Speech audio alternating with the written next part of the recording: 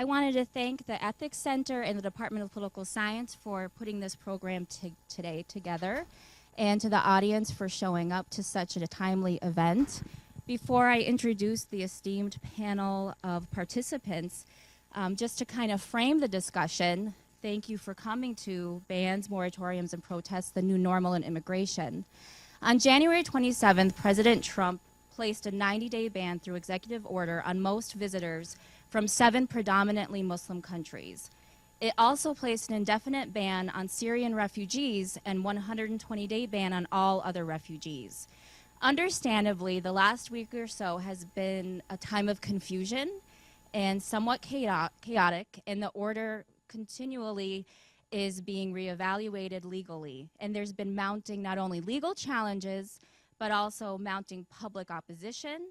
And at this point is now halted, but I haven't checked my phone in the last hour or so to see what the current status is. Our panelists are here today to help us make sense, essentially, of the legal dimensions, but also the social and cultural and political impact of the executive order. And based on everyone's expertise, we'll be able to cover a historical perspective on borders, foreign policy and terrorism, protests and social movements, and the current vetting process for immigrants and refugees, and how this order impacts not only the legal process, but I also think it's important to think about it from the lives of everyday people. And so I want to introduce you to our panelists, and I'll introduce you in the order that you'll be going on the program today. Kelly Basie is a partner at the Winningham, Stain and Basie law firm. She's a leading immigration attorney in Oklahoma. She was a former prosecuting attorney for 12 years in the Oklahoma County District Attorney's Office. And in 2014, she was appointed by the federal government of Mexico to the position of consulting attorney for the Mexican consulate. I'm not trying to invade your spaces, but I'm going to. Dr. Holly Carabo is an assistant professor of history. She studies North American borderlands, and her first book, Sin City North, Sex, Drugs, and Citizenship in Detroit-Windsor Borderland, was published by UNC Press in 2015. She's currently the co-editor of a project that is a collection of essays tentatively titled Policing the North American Borderlands. And Dr. Stephen Nemeth is an assistant professor of political science who studies international conflict and terrorism. His research focuses on the influence of organizational and spatial attributes of domestic terrorism. Dr. Erica Townsend Bell is an assistant professor of political science at Oklahoma State University also, whose research area focuses on the normative implementation of intersectionality, comparative racial politics, and the politics of inclusion. Last but certainly not least is E. Vance Winningham, JD partner at Winningham, Stein and Basie. He is the founder of Oklahoma's oldest immigration law firm. He's a former chairman of American Immigration Lawyers Association, Tri-State Chapter for Texas, Oklahoma, and New Mexico. He was selected as the 2014 Immigration Lawyer of the Year. And so thank you so much, panelists, for agreeing to be here. And what you'll have is 5 minutes to essentially make opening statements. And I'll give you a 1-minute additional wrap-up time. And what we really want to do is have the audience be able to participate through asking of questions, and we should have about a full half hour or so devoted to that. So we'll start with Kelly Basie. Is this actually working, or is it just the voice? This is working? Okay, good. So I'll just keep it close here. Well, since I'm first, I'm just going to give you sort of an overview. And then after everyone's finished talking, we'll welcome all your questions. I'm happy to be here. I'm an OSU alum from way back, before you kids were born, I think, 1988, I think I graduated. And I only went to OU for law school because we didn't have a law school here. So I would have gone to law school here if they'd have had one. You heard that I was a prosecuting attorney in the district attorney's office, and I did that for 12 years. So I have a combination of prosecutorial background, which is through the executive branch, and then now being in the immigration field representing immigrants is a very interesting change. I picked that change because I had lived in Madrid for 2 years teaching international business English, so I thought, well, I'm kind of finished with that whole criminal prosecution thing. That is just a messy, messy business. I've seen too many murder photos. So I'll go do something nice like immigration because I speak Spanish and I know what it feels like to be in a foreign country. Well, boy, I wish Vance would have warned me because this is really something, this field. You know, my relatives were Irish immigrants, and they tap on my head, my ancestors, many times to remind me how they were treated when they came and how I should be treating people now. So I kind of have an interior force in me that doesn't let me stand by and watch things that shouldn't be happening. But I do have a very strong background in legal, you know, in being legal and doing things the right way so that we have laws and there's reason for laws. And so I'm kind of sometimes personally torn here, my own self. But every time I sit down with an immigrant face to face, the humanitarian in me comes out and I have no choice but to do what I think is the right thing under the laws of this country, which is to help them any way I can. So what's really going on right now, and it was under the Obama administration, and it was before that under Bush, and it was before that with Clinton, it was before that all the way back to Reagan, and then all the way back, as I think she'll tell us about, throughout history. This has been an issue for any time a successful country is right next to neighboring a country that's developing. We always have these immigration circles. So interesting, back to your little, a little bit of American history. You know the three branches, okay, the judicial, the legislative, and the executive. So what's happening right now and what's been introduced is the January 27 90-day ban is an executive order. So we have to remember that there's a legal tension between what's allowed for the executive branch, what the legislature has done, and then who interprets all of that under the constitutionality filter is our judicial system, right? So all these executive orders that are made are then tempered with the judicial branch looking at it to say, is that constitutional or not? So under Obama's administration, we had some interesting laws, executive orders, not laws, executive orders that were passed. You might have heard of DACA, Deferred Action for Childhood Arrivals. That was an executive order where Obama said if you came here before you were 15 and you're going to school or you graduated school and you haven't committed any crimes and you can prove that you've been here continuously, then we're going to give you a work permit. You're going to be assured that you're not going to be deported, and you're going to have the right to access to a lot of different things. They could get their driver's license for the first time. They could enroll in great schools like this. They could do things like that. That was all executive order. There was at the same time another executive order that was passed that was called DAPA for parents, and that was an order that was issued, an executive order by the president that was issued for the parents of citizens, United States citizens, who are not citizens or are undocumented. So those undocumented parents got to have the same thing. But the courts came in and said, hold on, we don't think that's right. We don't think that's legal under the Constitution. That's too much power that you're usurping for the executive branch.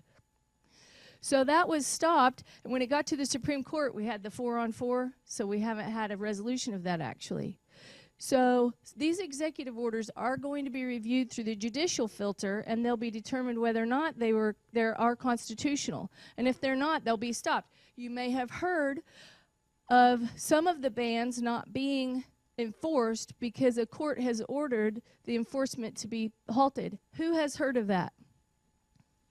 Okay, that's where the judiciary is stepping in and saying the executive branch, we have to tell you, you haven't done that. That wasn't done the right way. You have to do it the constitutional way or not at all, okay?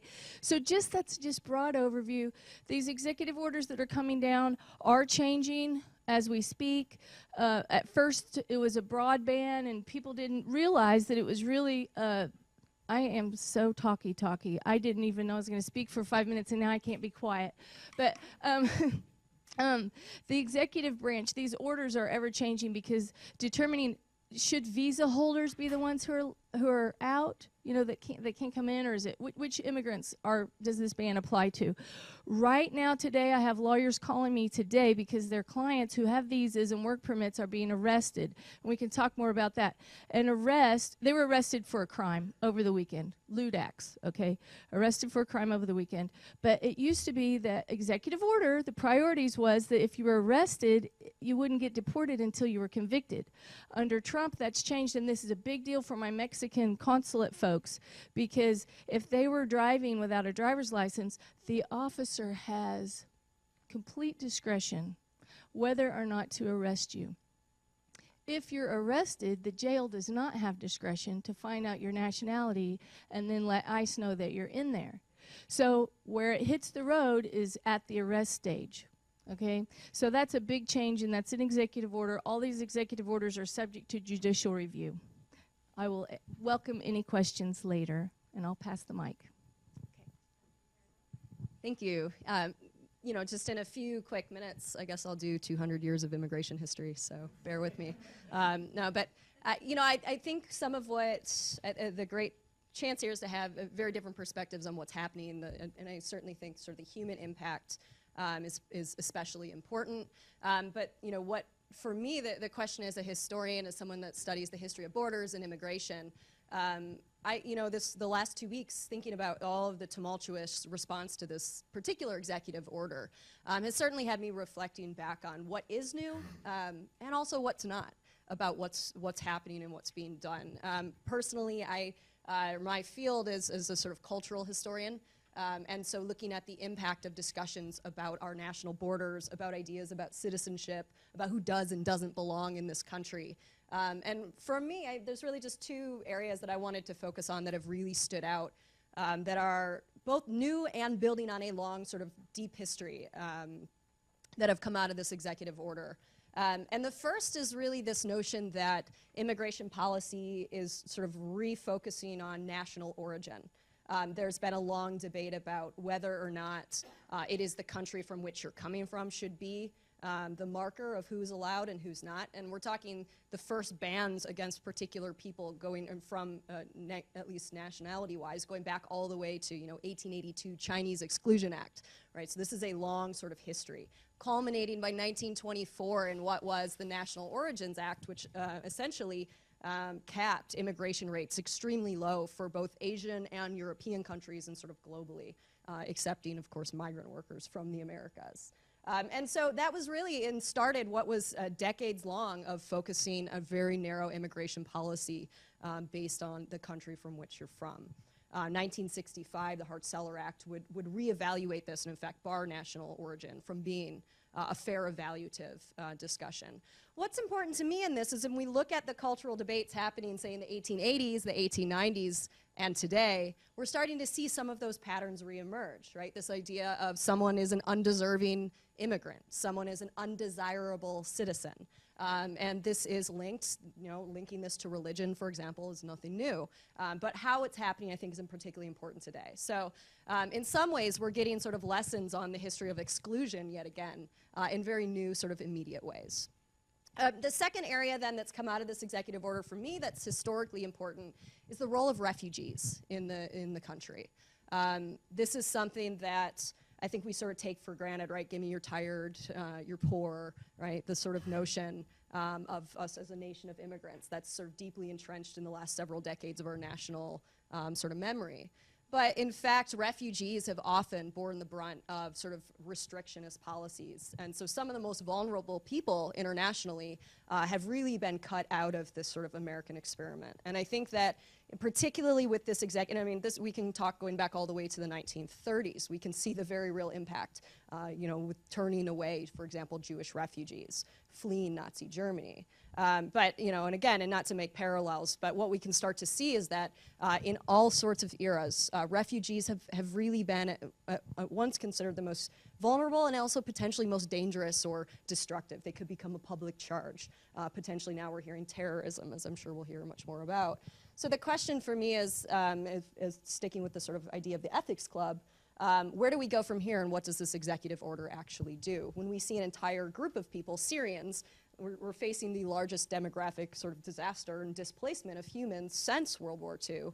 And now we have executive orders targeting particular people, saying you will never be allowed in this country just based on national origin. We have these two ideas coming together. And so the question is, and we can debate whether this is a ban, whether this is a religious order, you know, and certainly there will be some disagreement on that. I think as historians, we can at least give a moment of pause to reflect back on when we've seen these moments erupt, and we've seen them sort of time and time again, and what can we learn sort of in the wake of those. And so that's sort of the voice that I'd like to add to this today, is taking a step back. What were the human tolls and realities for people that fell sort of subject to similar restrictionist policies, whether we call it America First in the 30s or we call it that today? What does that mean? And so that's sort of the longer picture, I think, question that you also raise in your points. So I'll pass it. All right, everybody can hear me? Okay. So I study terrorism, and I study kind of the consequences of national legislation on terrorism. And to get semi-personal, the issue of refugees is kind of important to me. My dad was a refugee. He fled from Hungary in 1958, or after the 1958 revolution. So I kind of take this issue, I mean, I think a discussion about refugees and legislation and considering refugees is important. So the things that I want to focus on in terms of this is kind of looking at the numbers. And so, and I really like the historical background, and I actually wrote down about Jewish refugees coming from Nazi Germany, which I think is it's just interesting historical story to talk about. So in terms of kind of this objective and the factual basis for this executive order, I just wanted to relay something that former New York City Mayor Rudy Giuliani said. And he said, what we did was we focused on, instead of religion, we focused on danger. And so he said, this is a factual basis, not a religious one. It's based on places where there are substantial evidence that people are sending terrorists into our country. So, one, as a social scientist, as an academic, as somebody interested in the world, it's important to think about, okay, well, you know, to speak truth to power, to kind of understand the causal basis for legislation.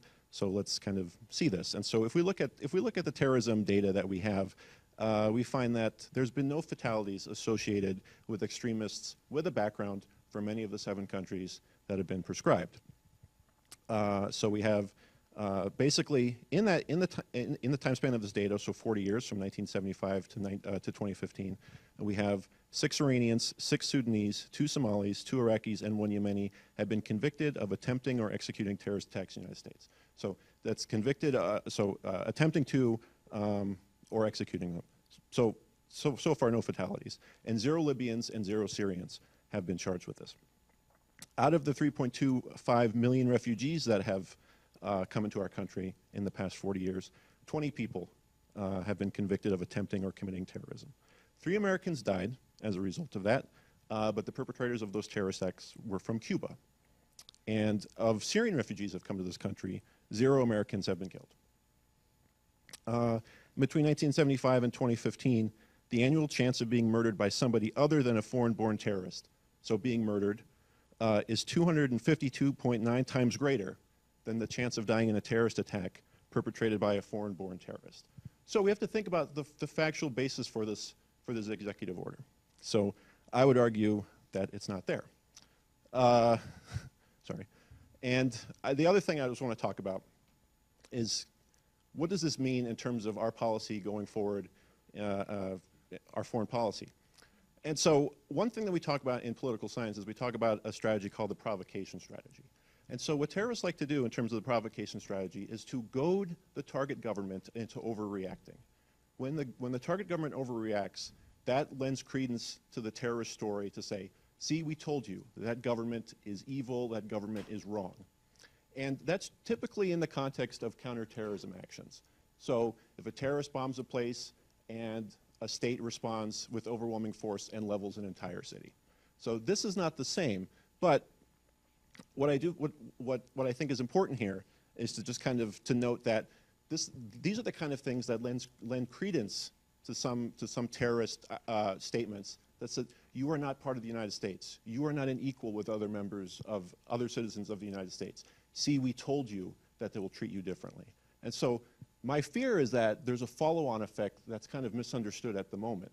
And so while there may be some dubious public safety benefits that I guess result from this legislation, I fear for what happens in the future when terrorists actually have something to point to say, look, the United States banned you, and certain people in the United States think you're evil just by virtue of where you come from. So, you know, those are some things that we can definitely talk about as kind of somebody who studies data and quantitative political science. I like to look at the numbers, and at least at the moment, I have to say that the numbers don't really bear that out. So, but I'm happy to take questions when the time comes. Thank you. Thank you. I think the organization of this panel is flowing really well because I think I follow right on Dr. Nemeth, really particularly in regard to this point of the sort of see we told you. You're not welcome. So what I want to talk about, and my background is in social movements and comparative politics. And so I want to talk about the protest and reactions to the events of the last couple of weeks, particularly focusing on, I guess, the foreign dimension. I don't know other than rehashing what you've probably heard in the news, which is that there have been significant protests domestically and coming from a variety of places, at airports, at Mar-a-Lago, of people expressing displeasure. And of course, mixed in those protests, significant domestic presence, as well as those who are in residence but representing, if not directly, descended from other countries. But what I really want to address is particularly thinking from the perspective of Latin Americans, just because that's the area of the world that I spend most of my time studying. But I think, and as part of that, I want to touch on 2 points, which is sort of a kind of immediate reactions, as well as potential future trends that I would not say we ought to expect, but that are certainly possible. And I think both of those are framed, I think, in this idea of, you know, it could happen to you next. As the sort of the link between sort of foreign communities. And so the first, in terms of immediate reactions that I think that we're seeing is a kind of a two-prong approach. And I think one or both of which is really interesting in the context of globalization, which is something that we've been having extensive conversations about moving up to the election. So the first is if you will, the sort of the boycott approach, right? Or the boycott or the break with really sort of consumer spending, which is made possible by globalization, right? The idea that foreign residents can engage robustly and effectively, potentially, in a boycotting of American businesses is something I think, although I think the history and the sort of repeated patterns that we see is incredibly important. I think we're seeing something that is potentially new, right? And this seems to me to be one way in which things have shifted as we enter sort of a new phase of globalization. The other, to this point about sort of what's new or what's at least developing more, is not just a boycott sort of response, but also I think a sort of a shift away from the United States, or the potential for a greater shift away from the United States in a way that wasn't possible. Especially prior to the end of the Cold War, when we were structured as such a sort of binary, either you with the U.S. or with the Soviet Union model. Both because Latin American countries themselves have been growing in power in terms of the breadth of their economy, because of the rise of the BRIC countries, so that's Brazil, Russia, India, China. Particularly because of the rise of China, I think that there are a lot of possibilities for nation states to sort of put their money where their mouth is and sort of say, okay, we're going to walk back a little bit from the United States and really shift our attention more towards what we can do within our own countries, within our own regional economies and political situations, and or let's maybe begin to or increase our interaction with and engagement with places, for instance, like China, especially, and those as meaningful alternatives in a way that they weren't prior. So those are some of the interesting trends I see, as well as specific reactions towards the ban. I was talking with a student of mine earlier and mentioning that one of the things that I'm seeing is increased conversations about moving conferences, meetings, other kinds of meetups outside of the United States as an attempt to kind of do both of this kind of boycott and shift. And part of that momentum seems to be driven both by this could happen to us in kind of an abstract sense, but also in a really concrete sense, because of course in the hubbub of this last couple of weeks, we had this moment where those with green cards were also not guaranteed re-entry into the United States, which for me is particularly troubling, because it speaks to a retraction of rights that I think we would consider to have been promised. And that really open up questions of constitutionality that I think are particularly troubling for any foreign national, both inside and outside of the country, because it impacts your ability to move, your mobility greatly. Whether that be in terms of, can I travel for conferences, can I travel for meetings, can I go home to see family, will I be able to get back into my visa? What happens if I leave some of my family here? If we are all foreign nationals legally residing, but can we sort of feel at all comfortable in splitting up, even for very short periods of time, are, I think, real sources of concern, obviously, and most overwhelmingly for members of the 7 countries, but I think for all of the sort of foreign national population. So I guess just in sum, it's amazing how quickly 5 minutes goes. I was thinking I was like at 2 or something. So I think what's interesting, I mean, I think obviously there are all kinds of interesting questions and points of view that we might, with which we might engage, but one of them for sure will be this question of the degree to which and the forms of resistance that we see and how they continue to develop, the places from which they continue to develop. And certainly one of those, and I think another point that's particularly interesting here is that one of those places is the courts. But the difficulty here is that, unlike the case with when I think about social movements and social movement behavior, one of the recourses that we know is that they have the courts, but you address the court usually as a citizen, and obviously that component is not part of the picture here. And so one of the things I think that will be really important to consider is who gets covered under the courts and who can advocate for them. Today, I think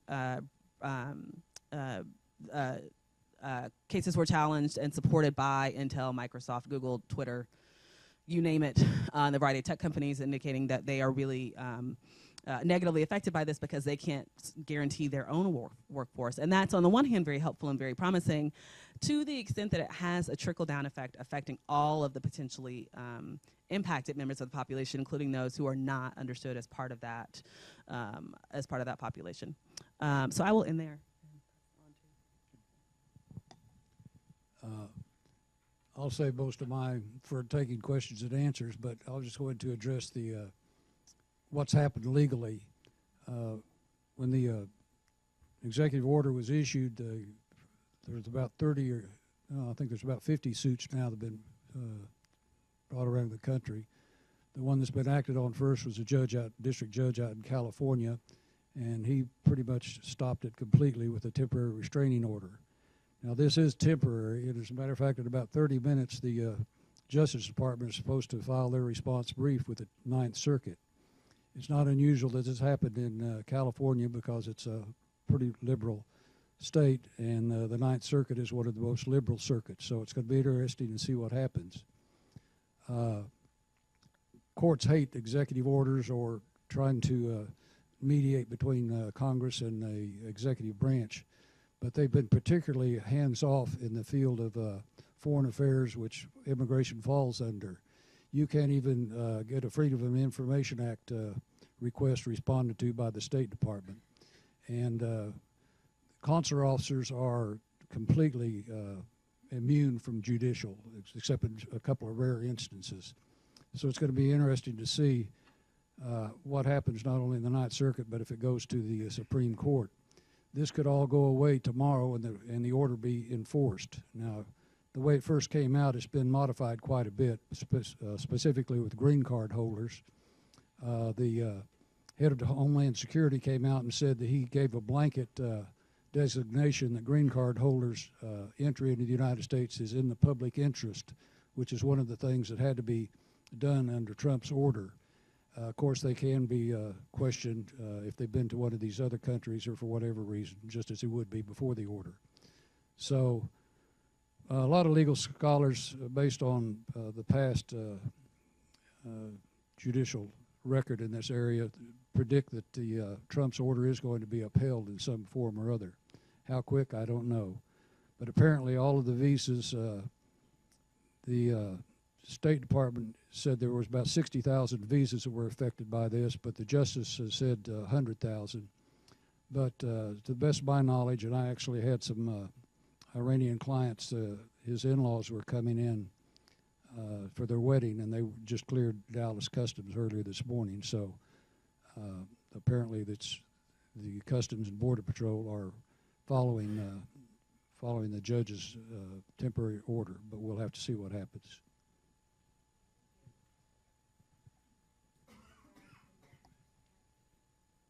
We have about 25 minutes for the panelists to answer your questions. What I'm going to do is have you all, see, I'm talking like I'm from Oklahoma already, pass the mic around depending on who maybe would be best suited to answering the question.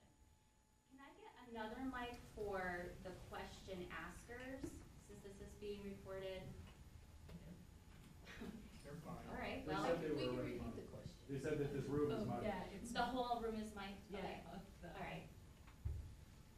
Good afternoon, everyone. Thank you for putting this together. My name is Indrit Bucay. I am a native of Albania. I was born in Albania. I immigrated to the United States 12 years ago. I came from high school on a J visa, then went to college with an F1 visa. After college, I was sponsored by a large U.S. corporation, worked in Miami, Florida, sponsored under H1B visa, which I'm sure you're all very familiar. Currently, I'm in the process of getting my second citizenship, U.S. citizenship. And within this year, I expect to have a dual citizenship, Albanian. And in short, I'm a proud Albanian. I'm going to be very soon a proud American. I am very particularly concerned what's been happening. And the reason why I'm very concerned about it is that my parents came 3 years ago on an asylee status. It's a deviant of a refugee status.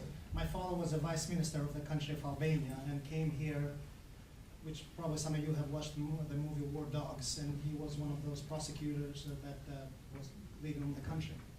However, what I'm particularly concerned is the world sees the United States as a place of opportunity, a place of the wealth, the place of security and the betterment. And I think this is it's shaping the foundation of this country, especially coming from a different country. I could see it, especially going through this process. However, more concerning to me, when I look at the American history, although I haven't grown in this country, all I see is historically documents show that there has to be some sort of a radical change to have some sort of actual change. I'm sure all of us can remember the 99% movement, how that dies out with no significant impact. Right now we see movements everywhere in the country and very, very little is being done.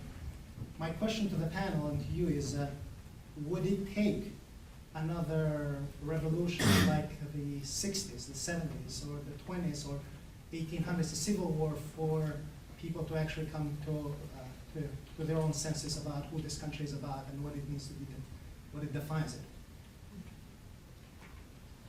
Okay, I guess I can. Well, so I guess the historian will guess the future, but no, it's. It's a really great question, and I think that you're pointing to in some of this the question about where do social movements go, what happens with the drive behind them. I mean, certainly you're right. If we're going back to the 1965 immigration law, it took a decade and a half of civil rights organizing to push Congress to make a move.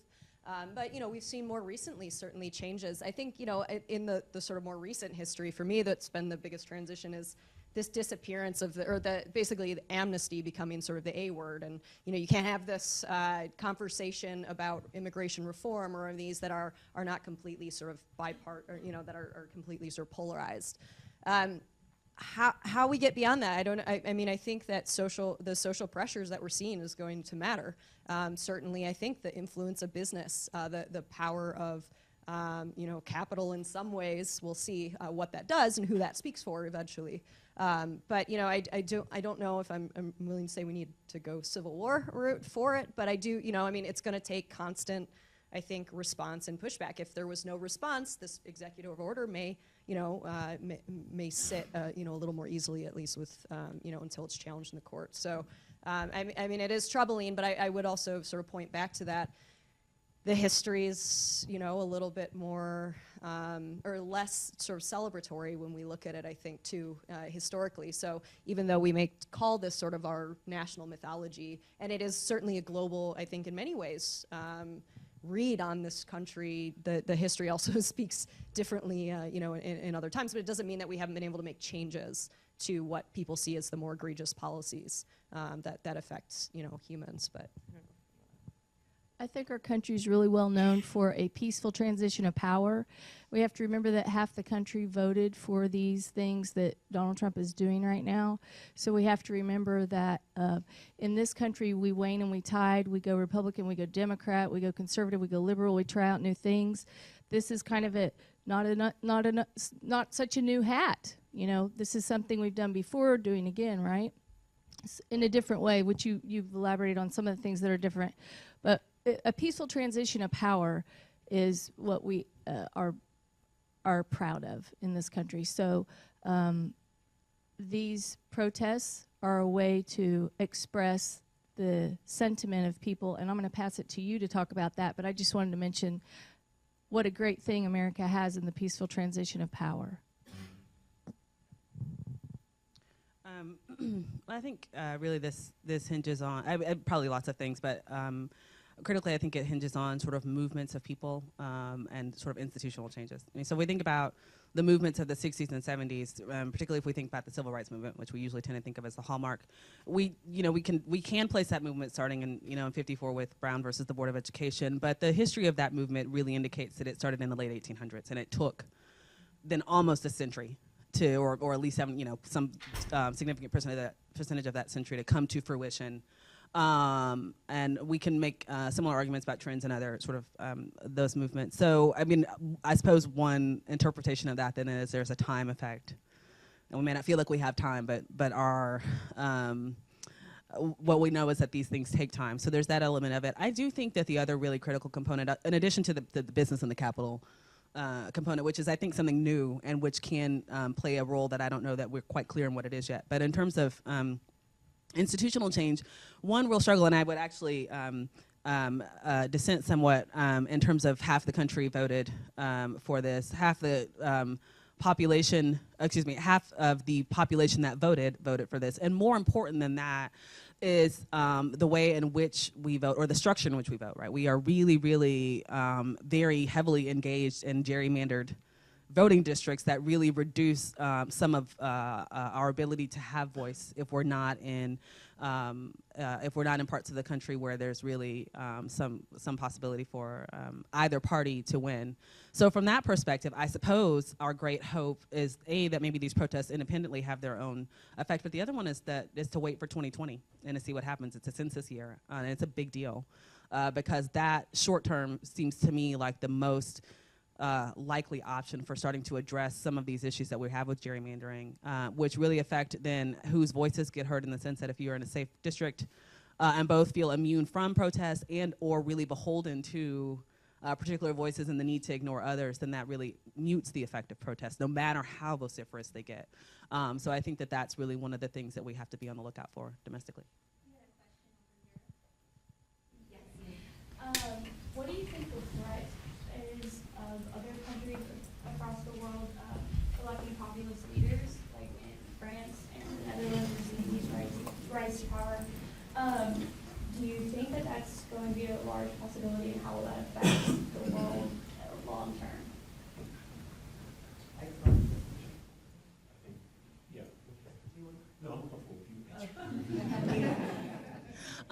I think that the chance is pretty decent, and I think I don't know if that is a place for some sense of solidarity or not, but I think we're in a kind of a global backlash moment, and I think the evidence is really, really strong. If we're looking around the world, and in some ways, the U.S. and Europe are to some degree at the tail end of the phenomenon, or at the very least in the middle. Right? It's definitely been underway for a while, and I suppose that is both potentially very troubling for retraction of rights, and then I guess that makes us somehow less exceptional, right? Whatever you make of that. I don't know that there's really more that I'd say, but yeah, I think the likelihood is fairly high.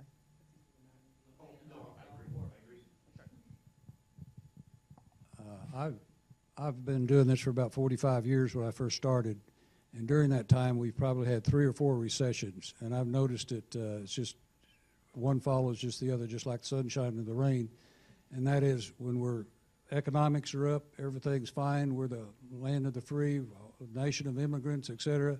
When it's down, it's these damn immigrants are taking the jobs away from my brother, my father, my sister, and it goes back and forth. And now we've come into globalization. The borders, people can come back and forth. Everybody's mobile. We're just coming out of a recession. The politics are really nasty. It's divided.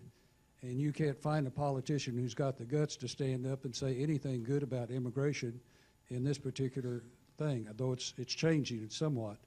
But they know that they're going to find an opponent in the next election that's going to stand up and say, this is the guy that voted for immigration benefits, et cetera. These are the people who are taking away this, that, and the other. And they're not going to do it. They're cowards, basically. They protect themselves first and then the country second, usually, in my estimation. Is that a question?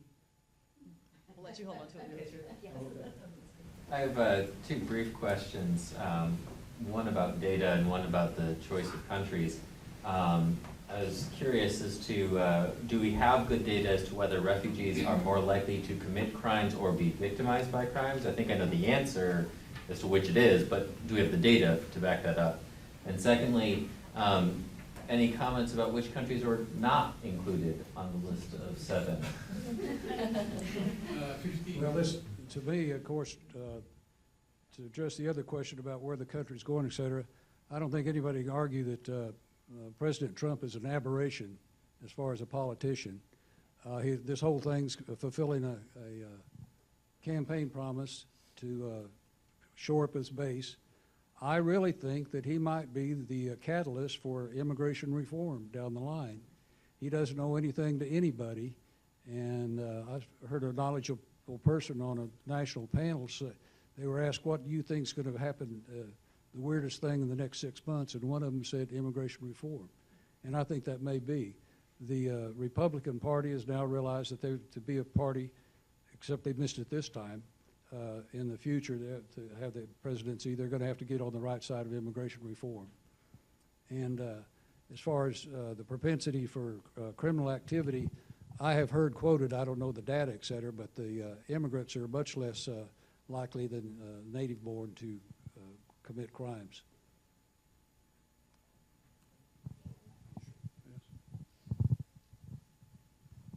Yeah, so I just dovetail on the previous statements as well. A little bit of a caveat, though. I'm not as familiar with the immigration data as I am with the terrorism data. So what I can tell you about the terrorism data is that it is a massive undertaking, and I think it's been fairly thorough in terms of the political science terrorism data. We have terrorism data from 1970 up until the end of last year, and that represents about 150,000 terrorist attacks.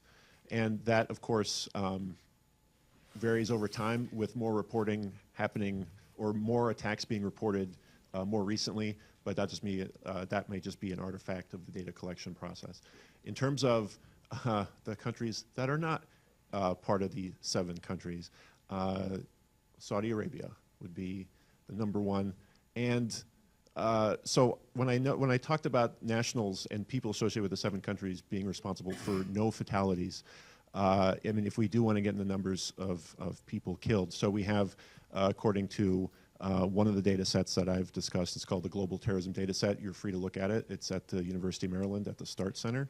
I would recommend that if you're interested in the subject to go look at that data. It's fairly easy to access, and it's got a good interface on there. But from 1975 to 2015, so I said nationals from these 7 countries have done they've been involved in no fatalities through terrorism. So there's been 154 foreign-born terrorists in this country, and they've murdered 3,024 people. 98.6 of them happened on September 11th. And if I recall correctly, 15 of the 19 hijackers on 9/11 were from Saudi Arabia.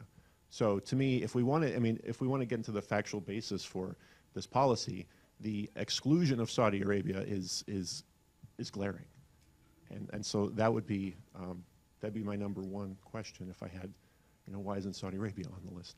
I mean, I'm not in favor of any type of ban for any country, but if we're going to talk about factual basis for anything, then I would question why Saudi Arabia was not part of the list. This is directed towards you, Dr. Hewitt, and I'm in your terrorism and emergency class, Yes, so we you look kind of talked familiar. about the reasoning behind. Do you think us closing our borders to refugees could potentially turn them to finding terrorist groups for help? No, I don't think the people who are interested in coming to the country are going to do that because they can't get in. But I think this just it affects the people who. I mean, I think because the people are committed to coming here, and they would come here nonetheless, and they would try as best they can. But I guess I just worry about, like I said, it's that follow-on effect. And if you have that narrative to say, like, you are different, and you are less than, a native-born American, I'm just afraid for what that means in terms of for those people. And the other thing that I want to address too is that one of the things that was overlooked during the campaign was that one of the most effective counterterrorism tools that we have had in this country is the willingness of the Muslim American community to say that there are people in our community who are radicalized, who've been talking about doing acts of violence, and going to the police, going to the FBI, and reporting that. And I'm afraid that this might lead them to be more reticent to do that. And one of the things that allows our country, one of the things that distinguishes our country from, say, Belgium, where the Brussels attack, there is not a very good network for radicalized people in this country. But in parts of Europe, there are, because there's a lot of distrust with the central government. And so I'm concerned about what this executive order means for that. We have a couple of questions, one here and then over there. Okay, would you like to go first? Sure. I have a question for Dr. Caribou. In all the past situations where the United States has passed legislation similar to this, was there this much of an uproar and protest? Was everyone this upset about it in all the past situations?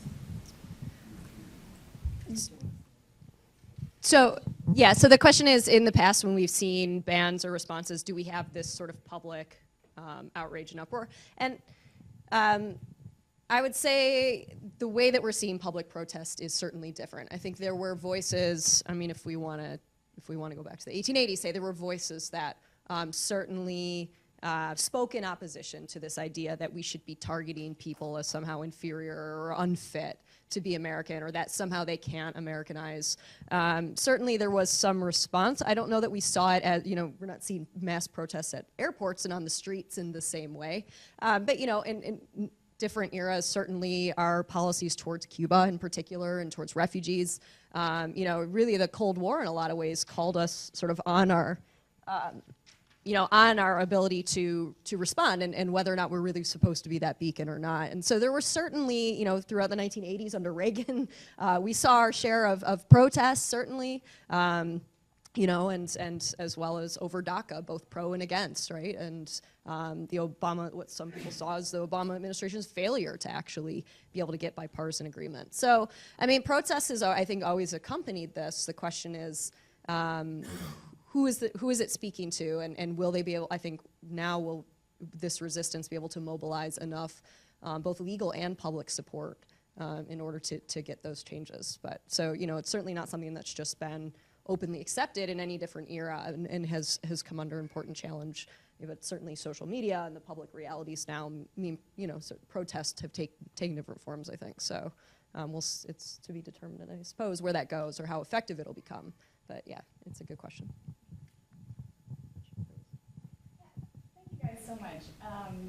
Dr. Townsend-Bell, you said, what you said in the beginning about the restriction of movement, made me think about two of my Iranian graduate students who are now effectively stuck in the country. And then Dr. Nabis, you talked about Hungary 56. I started thinking about the Warsaw Pact and the ways in which those countries required exit visas. And I'm wondering if you guys can talk a little bit about, in our kind of global era, is there kind of a shift in thinking about mobility now in terms of restricting people to stay within the country as well as keeping our borders out so that it's not just this idea of not wanting to come in, but also a kind of a shell in a sense? Does that make sense?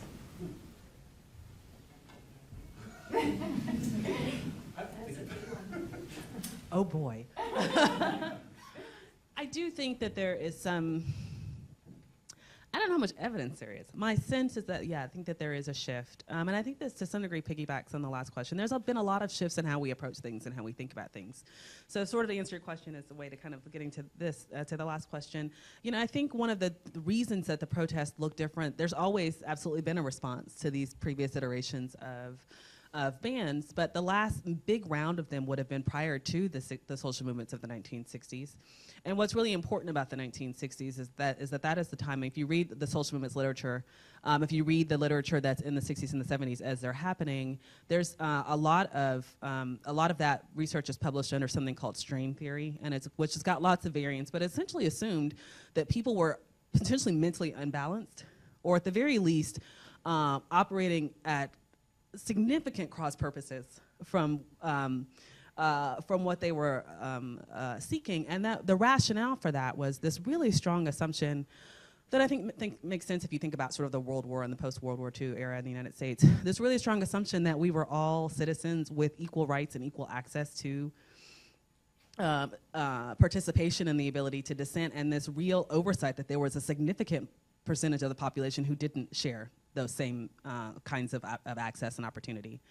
And so then there had to be this sort of recognition that their only option for dissent was to do so outside of traditional political channels, right? So we begin to see that shift, and I think another shift that we see as a result of globalization, even though we are really hyper-focused in the United States, especially on this question of borders and of citizenship and of who has rights and who doesn't as a citizen, simultaneously we think, you know, about this process as part of the EU, or, you know, some of this, I guess, concern or highlighting of President Trump's recent conversation with Malcolm Turnbull in Australia is that they are supposed to be one of our diehard allies who do have quite a bit more freedom of movement because we trust them so much. And so I think that there is this increasing understanding that mobility is a human right, that it's tied to some degree to nation states and regulation, but it's also sort of a human right that we are taking more and more seriously, and sometimes in ways that we don't, I think through all of the ramifications of. Right, but that seems to really be thrown into stark contrast with what's happening of late. I don't know if you want to. Okay, so this past summer I had the opportunity to be in England as part of our program. And so one of the things I remember, this is so in the immediate aftermath of Brexit, and so I remember I looked up something on Vox about young people's reaction to Brexit, and the thing that stands out was there was this great quote. And it's basically saying, the people who voted for Brexit, you cannot understand what this means for us, the younger people, in terms of the missed opportunities, the friendships that will never happen, the marriages that will never happen. And so basically to get to this idea that, I guess mobility is a human right, that to me is like, it seems to me like that's the thing that we're butting up against, right? And that is that tension. And so I think it's just something that we've grown to kind of become accustomed to, that we can travel, and this just is, that's why this is so jarring. And so I just wanted to bring that example. Yeah, just to sort of dovetail on that, I mean, if we take it even, you know, before, you know, earlier from the 60s, sort of beginning that way, by 1952, you have, you know, already sort of legislation that's reevaluating immigration status, refugee status, and so on. Very short, just a few years later, there you get Operation Wetback, which is a massive deportation campaign. So I think that the ways in which these also often pair together, when we start feeling like we're losing control of something, there's this clamp down on particular populations. And, you know, I think that some of that is, you know, whether it's we feel this diffuse globalism that we don't understand, we don't know our place, suddenly we're not, you know, that sort of figure in the world that we thought we were as a nation, potentially slipping away or whatever it might be, or our own economic circumstance. I mean, I think the fact that we're building, or theoretically building a border wall potentially very soon, I think is also very telling in a time in which we're clamping down. Not just theoretically, not just visas, not just potential migrants, but are actually building a wall. I mean, that matters. And that's a trend that we've seen before, that these seem to go hand in hand, for sure. Maybe time for one more after that. Yeah. So given that the underlying rhetoric is this notion of safety against terrorism, and that the people impacted by the ban are both green card holders and visa holders, what data do we have about domestic terrorism, and how do do we handle that, and what kind of contradictions does that illuminate between the way that we deal with what we think of as foreign source terrorism versus what we think of as domestically sourced terrorism? And what does it matter? I mean, we just saw most recently the mosque attack in Canada, French-Canadian. We're hearing a very different discussion than we would be with a different nationality. So what, how do we make sense of At the that? time, we were told that that was a Moroccan Muslim and not a Christian nationalist. So something that's really illuminating is the Cato Institute, which I would not say is a left-leaning think tank, came out with their terrorism and immigration analysis. So I've been drawing my numbers from that. So I would recommend that you look at that. And so this whole, I guess the way we define international versus domestic is very interesting. I always tell my students that around the time I started teaching was the Anders Breivik shooting in Oslo, and that I think is quite evidently an act of domestic terrorism in my own humble opinion. And it came across, the way that was presented was mass shooting, or it never got the term terrorism. I also remember in terms of this state when the Oklahoma City bombing, one of the initial reports was we're looking for someone of Muslim or Arab descent. And so that took a hard time for the American public to wrap their minds around the fact that there are people in this country who are violent and who want to do terrorism. And so it's easy. It's in-group, out-group theory. It's something that behavioral science, and social scientists talk about. It's just very easy to label the bad guys as the other, and it's hard to do that for someone who looks like you. And in terms of the numbers, yeah. I think there are,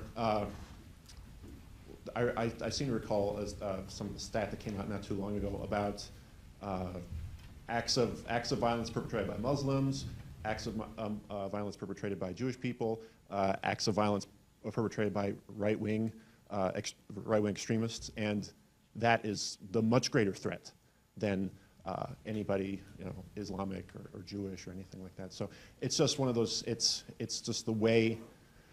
Maybe it's ingrained in us, or maybe it's the way that our media is shaped. I don't know. I'm not brave enough to make a declaration about that. But.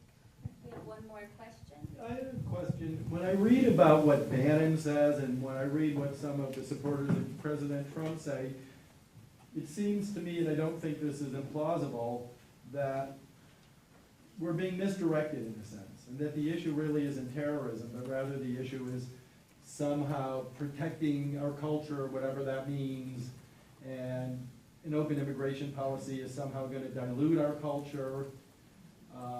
Even you mentioned, Professor Nemeth, the idea that some sort of immigration ban might affect friendships that we potentially could make, or relationships. And I imagine some would say that maybe these aren't the sorts of relationships that we want, again, with the idea that it somehow dilutes the culture. And I'm not sure exactly what that means.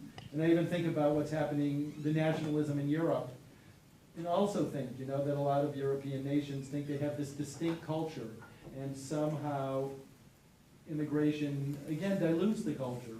And I can even think, in some ways, dilution could be a bad thing. Maybe you could dilute a culture of tolerance, for example, religious freedom.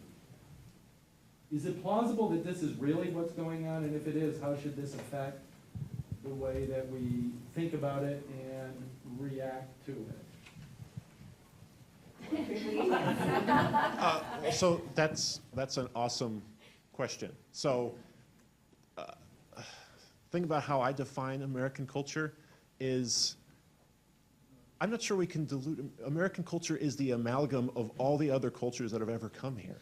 I mean, one of our favorite national foods is the hamburger or the hot dog. Or I myself, I talked about my own kind of upbringing. So my dad came from Hungary, and he was drafted in the U.S. Army. He served for 27 years. My mom was born in Sweden. They got married in, they met in Austria. They got married in Sweden. They came here. They had me and my sister. And I mean, we played catch in the backyard. We ate kind of weird Hungarian, Swedish foods. But like, I don't know that I don't know that we're diluting anything. I mean, perhaps in a culture with a much longer history, there's something to be diluted. But I think that's a straw man. I don't know what's being lost. But I'm saying, again, I'm not suggesting that. No. I'm suggesting that that's, I get Yes. the feeling that that's really what's going on. Well, but yeah. that's not what's being discussed. I think absolutely. I mean, like right-wing people on the radio, or I mean, they talk about preserving culture, preserving borders, preserving all these kind of different things. So I think that is, yes, that is definitely a part of it.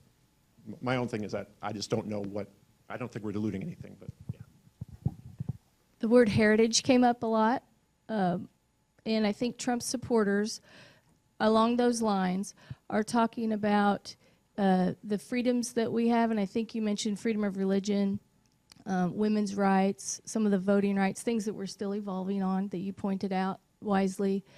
And I think that the Trump supporters would say that there's a danger if Sharia law is accepted in any part of this country, that's different from what our laws are. So I think there is an issue of heritage among the Trump supporters, of a heritage lost somehow, maybe politically, maybe not so much culturally, diversely, like he's talking about food.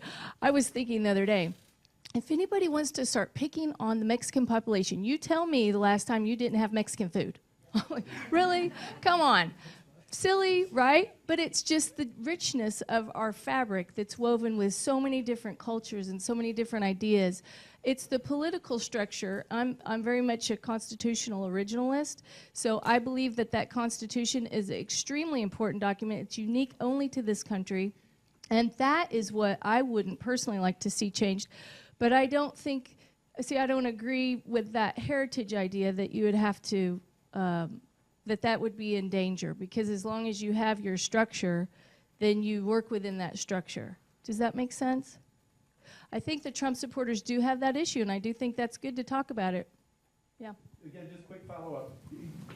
It still seems to me that by talking about terrorism, it's some sort of distraction or diversion from what many in middle America, whatever that is again, are thinking. And yeah, this is, I need a better word or phrase for it. For now, I'll call it something like the politics of invitation, right?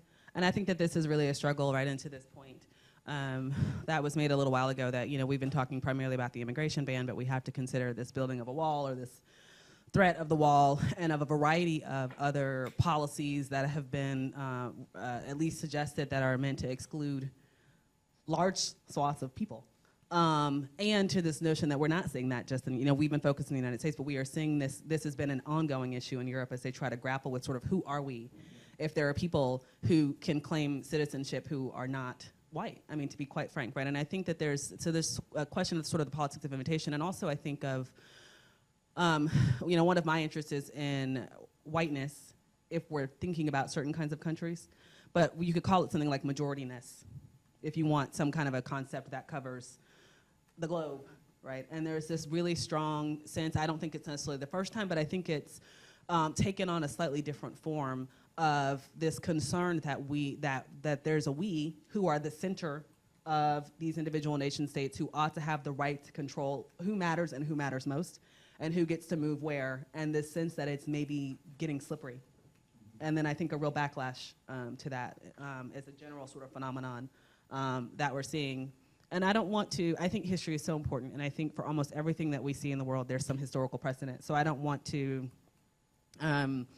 divorce from that history, but I do think that while it's certainly got to be true that this is an overlap of issues that we've seen in the past, I think because we're in this sort of increasingly global world, that this is its own sort of precipice point where we'll have to see kind of what comes out of it. I think over the long term, we are going to see, not in the way that most people talk about it, but we are going to see the browning or the darkening or the mixing of societies, and that will bring about its own shifts. But in the interim, I think we're in this really kind of fraught space, and I think this is going to come up in so many ways. One of my real interests over this next 20 years is, so far, countries have managed to hold this off, but almost all of the countries that are really concerned with this sort of politics of invitation are not replacing themselves. The only reason that the U.S. is replacing itself is primarily because of people of Hispanic or Latino descent, right, and if you will. So at some point, from a variety of perspectives,